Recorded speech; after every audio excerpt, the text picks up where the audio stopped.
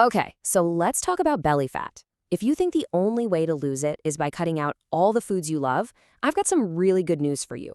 Today, we're going to dive into a totally different way of thinking about it, focusing on adding specific foods to your diet to go after the most dangerous kind of belly fat.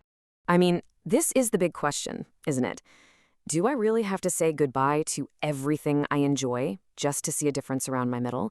Well, it turns out the science points to a much smarter and honestly a way more enjoyable path. And this idea right here from Dr. Linia Kim is a total game changer. See, it's not just about calories in versus calories out. That dangerous visceral fat, it's biologically active, and it listens to very specific signals from the food we eat. So let's get into what those signals are and how you can start using them. First things first, we've got to understand what we're actually up against. Because, not all belly fat is the same. There's one type in particular that we really need to focus on. And this is it, visceral fat. This isn't the stuff you can pinch on the outside. No, this is the internal fat, the fat that's wrapped deep inside, around your vital organs. And its location is exactly why it can cause some pretty serious problems down the road. So look at this comparison. The pinchable stuff, that's subcutaneous fat. It just kind of sits there. But visceral fat, think of it like its own little organ, a hormone factory that's constantly pumping out inflammatory signals and messing with your metabolism. That's why it's so closely linked to a higher risk of things like type 2 diabetes and heart disease. So how does this dangerous fat even set up shop in the first place? Well, it's not just about eating too much. It absolutely thrives in a very specific environment inside your body.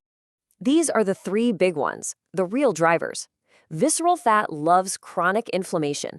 It grows like crazy when our body stops listening to insulin, that key hormone for managing blood sugar. And it's super connected to an imbalance in our gut bacteria. The foods we're about to talk about, they target these three things head on. All right, now for the fun part. Let's get into the foods that send all the right signals to your body. Basically telling it to stop storing this stuff and, start burning it off. First up, let's talk about these amazing compounds called polyphenols. You can think of them as antioxidants with superpowers. They act like messengers that help calm down inflammation and make your body listen to insulin again, directly taking on two of those key drivers we just talked about. And you can find them in some seriously delicious foods. Blueberries are loaded with anthocyanins. One study actually found that people with a higher intake had about 9% less visceral fat. Then you've got dark chocolate, olive oil, and green tea, which are also packed with these things. A 12-week study on green tea extract, for example, showed it made a real dent in body fat and waist size. But when it comes to dark chocolate, and I know you were waiting for this, there is a catch. We are not talking about a regular candy bar here. To really get those benefits, you gotta go for the good stuff, the high cacao content. We're talking 85% or more. A clinical trial showed that this kind of chocolate actually helped reduce overall body fat. Okay, I know this might sound a little backward. Eat fat to lose fat, but it's absolutely true. You just need the right kind of fat to fight the wrong kind of fat. We're talking specifically about monounsaturated fats and omega-3s. So think about fueling up with foods like salmon, sardines, walnuts, and avocados. They are full of fats that go to war with inflammation and help your insulin work better. Walnuts, for example, have a special acid that helps quiet down all those inflammatory signals coming from visceral fat, which makes it easier for your body to get rid of it. And you have to see this. The power of avocados is just incredible. A study at the University of Illinois found that in just 12 weeks, women who ate one avocado every single day actually saw a reduction and a redistribution of their belly fat. It literally started to move away from their organs. That is a massive change from adding just one food to your day. All right, this next one is a true superfood, though you might not be as familiar with it. Broccoli sprouts. They're just the baby version of broccoli, but believe me, they are one of the most powerful foods you can eat. Their secret weapon is a compound called sulforaphane. Sulforaphane basically launches this incredible three-pronged attack. First, it flips your body's master switch for fighting inflammation. Second, it tells your liver to chill out and stop pumping out so much extra glucose, which is a huge driver of visceral fat. And, get this, you get a massively concentrated dose, way more than you could ever get from eating regular grown-up broccoli. Now let's see how this all starts to connect, because the real foundation for fighting visceral fat might just be in your gut. Having a healthy gut microbiome is absolutely critical for getting a handle on it.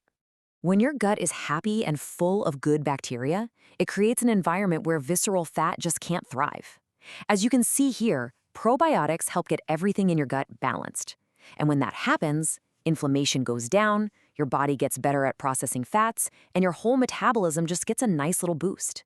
So, two fantastic foods for this are Greek yogurt and chia seeds. It's pretty simple.